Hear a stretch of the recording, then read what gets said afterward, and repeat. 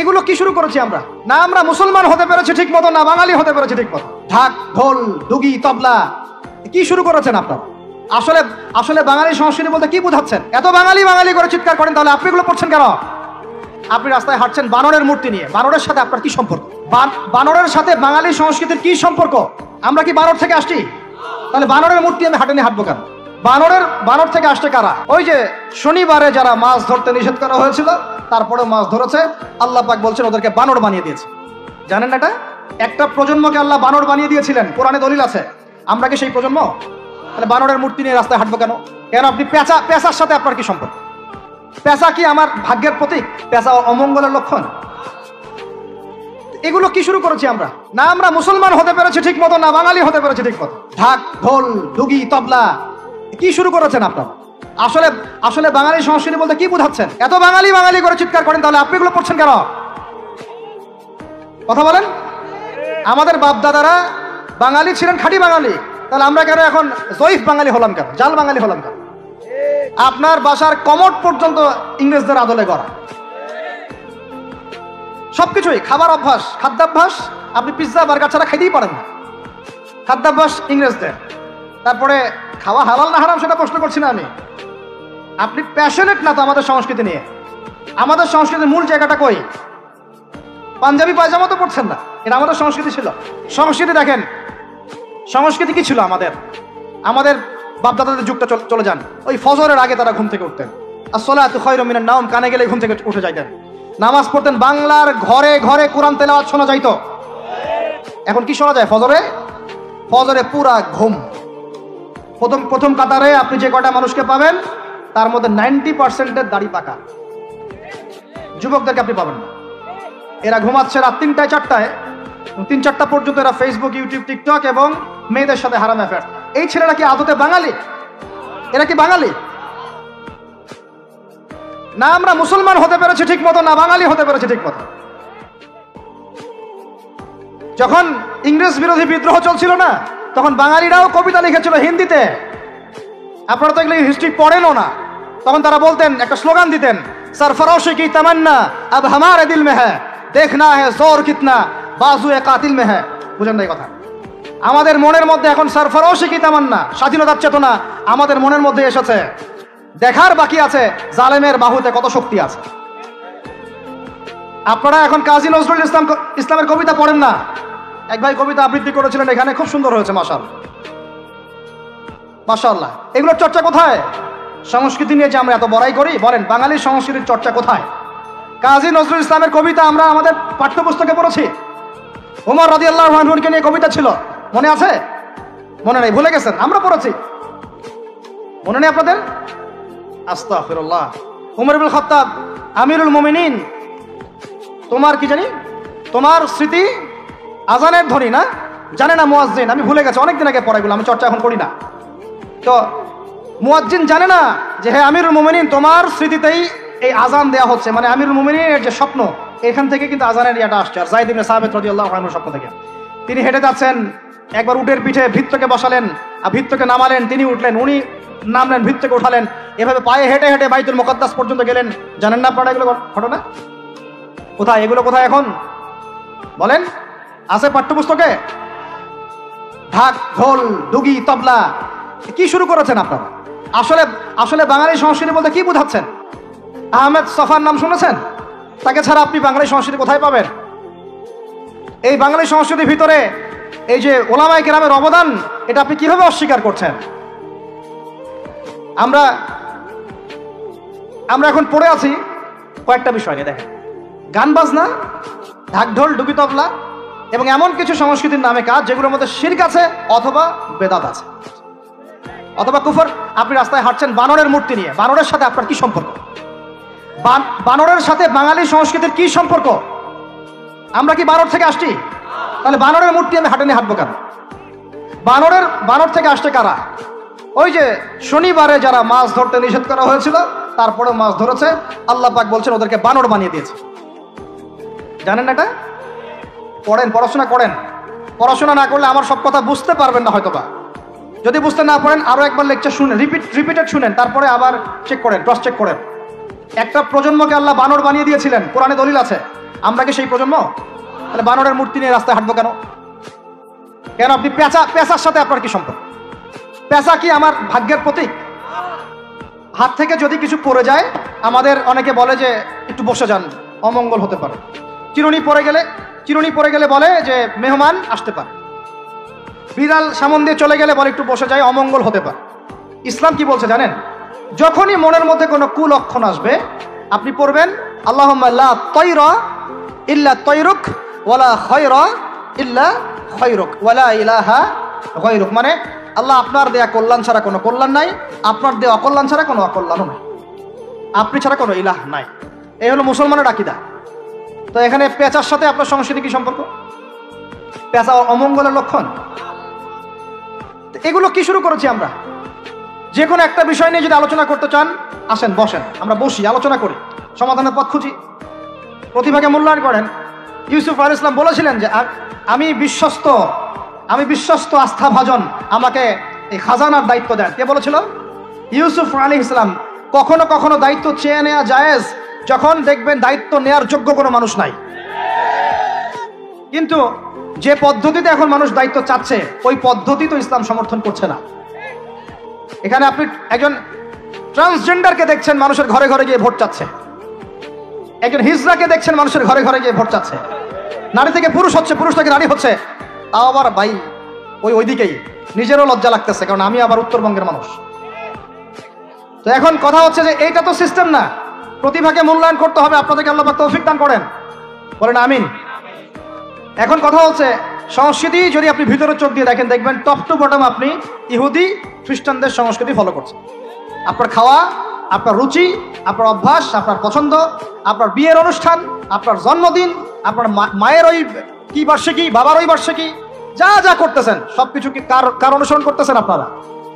ইহুদি খ্রিস্টানদের। একটা ভবন উদ্বোধন করবেন, হুজুত করে একটা ফিতা কাটলেন, কাইটা মাশাআল্লাহ পায়রা আপনি উড়াই দিলেন।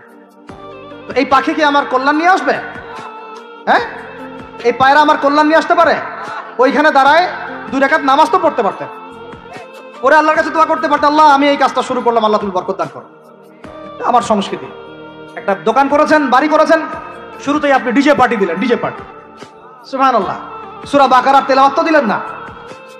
তাহলে পুরো বিশ্বের প্রত্যেকটা ডিপার্টমেন্ট, মূল জায়গাগুলো আমরা এখন নিয়ন্ত্রিত হচ্ছি, এবং ভিতরের চোখ দিয়ে যদি দেখি আমরা আমাদের শেকড় থেকে দূরে সরে গেছি। ভাই আল্লাহ পাক আমাদের সবাইকে বোঝার তৌফিক দান করেন। কথা বললে অনেক কথা বলতে পারতাম, আজকে আর বলতেছি না, শেষ করে দিই। আরেকটা পয়েন্ট বলবো, খালি লাস্ট পয়েন্ট, সেটা হচ্ছে ধর্মীয় অঙ্গনে। শেষ পয়েন্টটা কি ভাই? প্রথম পয়েন্টটা মনে আছে? ভিতরের চোখ দিয়ে দেখবেন পুরো বিশ্বের ভূ রাজনীতি, ভিতরের চোখ দিয়ে দেখবেন পুরো বিশ্বের অর্থনীতি, ভিতরের চোখ দিয়ে দেখবেন পুরো বিশ্বের কি শিক্ষানীতি, ভিতরের চোখ দিয়ে দেখবেন পুরো বিশ্বের সংস্কৃতি, আর ভিতরের চোখ দিয়ে দেখবেন পুরো বিশ্বের ধর্মতাত্ত্বিক অবস্থা। আমি অন্যান্য ধর্মগ্রন্থগুলো নিয়ে কথা বলছি না, ওগুলো আমি স্টাডি করছি, ইনশাল্লাহ ওগুলো নিয়ে পরে কথা হবে। এখন আমি ওই জায়গায় আসি নাই যে ওইখান থেকে প্রত্যেকটা বিষয়ে ডিবেট করে করে ওদের সাথে আমি বাহাসে যাব, এরকম কোনো জায়গায় আমি এখনো পৌঁছাই নাই। আর এটা দরকার আছে, কারণ সারা দেশে খ্রিস্টান মিশনারিদের তৎপরতা বেড়েছে। এই জন্য আমাদেরকে তুলনামূলক ধর্মতত্ত্ব পড়তে হবে, ওদের সাথে আমাদেরকে বাহাস করতে হবে, এই ভাইদেরকে ফিরিয়ে আনতে হবে। অনেকে টাকার কারণে উত্তরবঙ্গের দিকে, দক্ষিণবঙ্গে, আপনার পাহাড়ি এলাকার দিকে এগুলোর তৎপরতা প্রচুর বেড়ে গেছে। আমরা তো মাশাআল্লাহ মিলাদ আর জিলাপি আর খোরমার কিয়াম নিয়ে দাঁড়িয়ে আছি, ভিতরে যে ইসলাম কোথায় চলে যাচ্ছে আমরা তো জানি না। আল্লাহ পাক আমাদেরকে বোঝার তৌফিক দান করেন।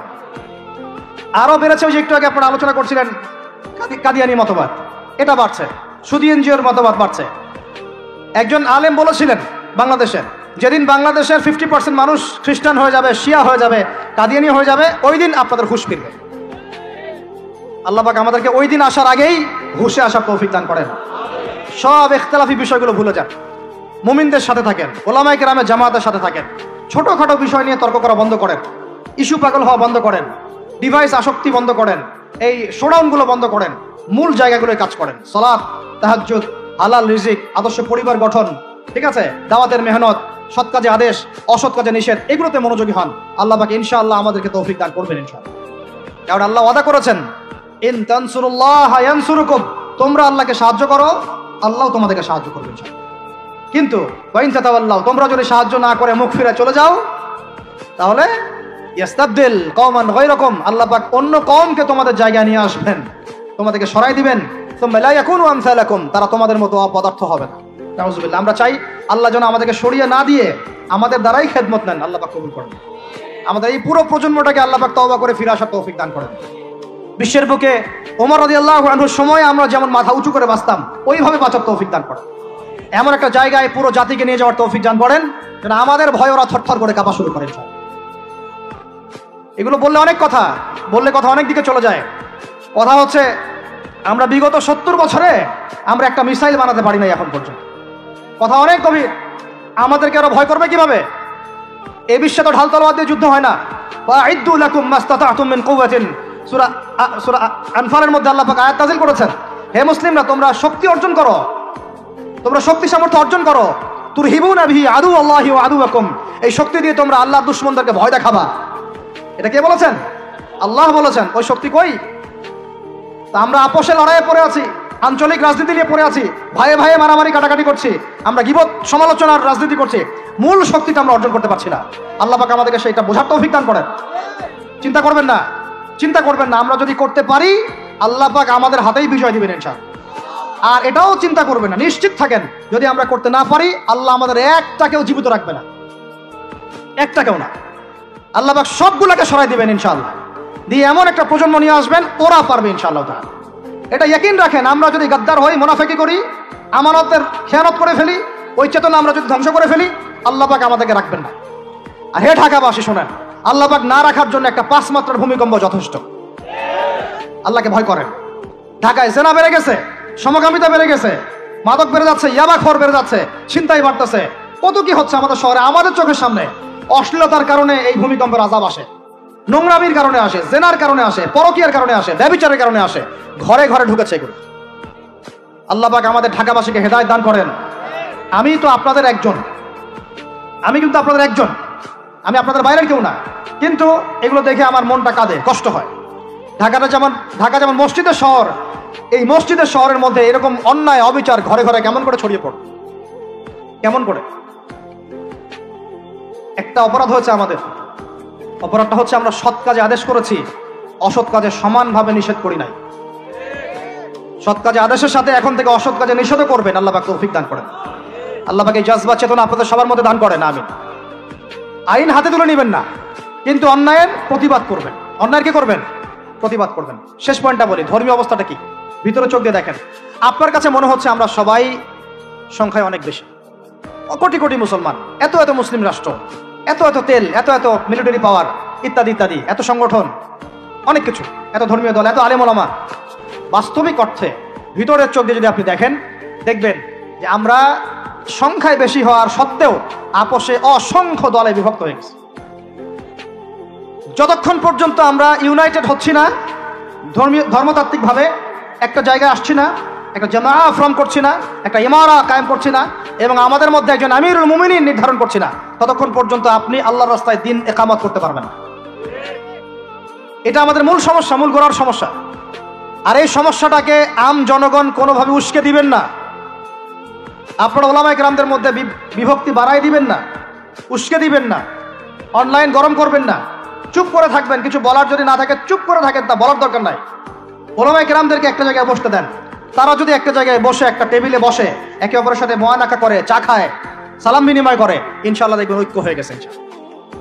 এবং ওলামায়ে কেরামরা যখন আমাদের রাজনীতিবিদদের সাথে থাকবেন, একটা ঐক্যবদ্ধ শক্তি হবে, তখন দেখবেন রাষ্ট্র, অর্থনীতি, রাজনীতি এবং ধর্মতাত্ত্বিক সব দিক দিয়ে এগিয়ে যাবেন ইনশাআল্লাহ।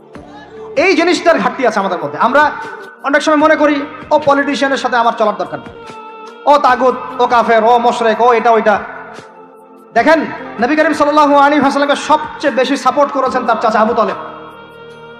আবু তালেব মুসলমান হননি শেষ পর্যন্ত, তার বাসাতে তিনি থেকেছেন, বড় হয়েছেন, ব্যবসা করেছেন, চাচাকে কালিমা পড়াতে পারেন নাই, দ্বীনের পথে আনতে পারেন নাই। তাই বলে কি তিনি চাচার সঙ্গ ছেড়ে দিয়েছিলেন?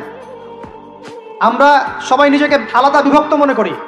নসিহতের মধ্য দিয়ে, সদুপদেশের মধ্য দিয়ে, একটা ভ্রাতৃত্বের বন্ধনের মধ্য দিয়ে। সবাই তো আর খারাপ করে ভাই, সবাই কি খারাপ? এখানে অনেক অসংখ্য ভালো মানুষ আছেন, প্রত্যেকটা সেক্টরে আছে। আপনার আমার চেয়ে বেশি ইমানদার আছে, আপনি জানেন না। প্রত্যেক ডিপার্টমেন্টে আপনার আমার চেয়ে বড় বড় ইমানদাররা আছে, কিন্তু পরিবেশ পরিস্থিতির কারণে হয়তোবা তারা তাদের ইমানটাকে জাহির করতে পারছে না। আমরা উগ্র হব না, তাদের প্রতি আমরা নসিহত করব, নরম হব, সবর করব, দাওয়াত দিব এবং তাদেরকেও আমরা আমাদের একটা প্ল্যাটফর্মে আনার চেষ্টা করবো ইনশাআল্লাহ। এভাবে যখন আস্তে আস্তে মেহনতগুলো বাড়তে থাকবে, 10টা বছর দেখেন, 10টা বছর পরে দেখবেন চিত্র পাল্টে গেছে ইনশাআল্লাহ। তবে এই দায়িত্বটা কোনো বক্তার একার নয়, কোনো আলেমের একার নয়, কোনো এমপি সাহেবের একার নয়, মন্ত্রী সাহেবের একার নয়, কোনো সরকার প্রধানের একার নয়। এখানে আপনার আমার সবার ভূমিকা আছে। সবাই যার যার জায়গা থেকে যদি আমরা ভূমিকা পালন করতে ব্যর্থ হই, এগুলো স্বপ্ন থেকে যাবে, কোনোদিন বাস্তবায়ন করতে পারবে না। সবাই যার যার জায়গা থেকে কাজ যদি ঠিক মতো করি, ইনশাআল্লাহ দেখবেন আমরা ওই সোনার বাংলা ঠিকই গঠন করবো ইনশাআল্লাহ। আল্লাহ পাক আমাদের সবাইকে ধর্মীয় অঙ্গনের ভেদাভেদটাকে দূর করার তৌফিক দান করেন। ধর্মীয় অঙ্গনের ভেদাভেদটা সবচেয়ে কালো হয়েছে আমাদের জন্য। ধার্মিকরা যদি একটা জায়গায় থাকতেন, তারা যদি সমাজের মধ্যে এরকম বিভিন্ন দলে দলে বিভক্ত হয়ে আলাদা আলাদা হয়ে না যেতেন, তাহলে দেখতেন আজকে থেকে 40 বছর আগেই বাংলার জমিনে দিন কায়েম হয়ে যেত। আল্লাহ রাব্বুল আলামিন আমাদেরকে ভিতরের চোখ জাগ্রত করার তৌফিক দান করেন। আর যারা স্পষ্ট মুশরিক, স্পষ্ট শিরক করছে, স্পষ্ট বেদাতি এবং স্পষ্ট মুনাফিক, যারা জালেমের পক্ষ নেয়, ওদের সাথে ঐক্যের কোনো দরকার নাই। ওদেরকে ছাড়াই আমরা চলবো ইনশাআল্লাহ। সময়ে ওদেরকে মিটিয়ে ফেলবে ইনশাআল্লাহ। সময়ের স্রোতে ওরা ধুলার মতো উড়ে যাবে ইনশাআল্লাহ, কিচ্ছু করতে পারবে না ইনশাআল্লাহ। কারণ মুনাফিকদের সাথে ঐক্য হয় না। মুনাফিকদের সাথে কি ঐক্য হয়? মুনাফিকদের সাথে ঐক্য হয় না, মুশরিকদের সাথে ঐক্য হয় না। এবং যারা পাক্কা মুশরিক, পাক্কা বেদাতি, তাদের সাথে কিন্তু ঐক্য হয়। তো এই জিনিসগুলো আমরা অ্যাভয়েড করে মুমিনদের জামায়াতকে নিয়ে ঐক্যবদ্ধ হয়ে সামনের দিকে এগিয়ে যাবো ইনশাআল্লাহ। আল্লাহ পাক আমাদের সমস্ত উলামায়ে কেরামদেরকে দীর্ঘনেক হায়াত দারাজ করেন, তাদেরকে এক প্ল্যাটফর্মে বসার তৌফিক দান করেন। আলেম ওলামাদের সাথে আমাদের সরকার প্রধানদের একটা মৈত্রী এবং মিলবন্ধন আল্লাহ পাক দান করেন। উভয়ের ভুল বোঝাবুঝি আল্লাহ পাক দূর করে দেন। উভয়কে আল্লাহ পাক এক টেবিলে বসার তৌফিক দান করেন। আল্লাহ পাক উভয়কে নিয়ে একটা শক্তিশালী রাষ্ট্র গঠনের তৌফিক দান করেন ইনশাআল্লাহ। দেখবেন যদি এভাবে আমরা কাজ করতে পারি। আর আমাদের তরুণদের দায়িত্ব কি? তরুণদের দায়িত্ব বড়রা যা বলবে ওইটা ফলো করে চলা। আমাদের দায়িত্ব না যে আমরা নেতৃত্ব আসনটাতে খাপ করে কেড়ে নিয়ে বসবো, এটা আমাদের দায়িত্ব না। যদি আমরা যোগ্য হই, আল্লাহ পাক যদি কবুল করেন, আল্লাহই আপনাকে উঁচু জায়গায় নিয়ে যাবেন ইনশাআল্লাহ। আমরা খালি চোখ কান খোলা রেখে সত্য মিথ্যা পার্থক্য করব, আমাদের বড়দের সামনে এটাকে উপস্থাপন করব। তারা যদি মুনাসিব মনে করেন, আমাদেরকে তাদের জায়গায় নিয়ে যাবেন ইনশাআল্লাহ। এবং আমাদের কাজ হচ্ছে ইলম অর্জন করা, তাজকিয়া অর্জন করা, বেশি বেশি আমল করা এবং উলামায়ে কেরামের সোহবতে থাকা।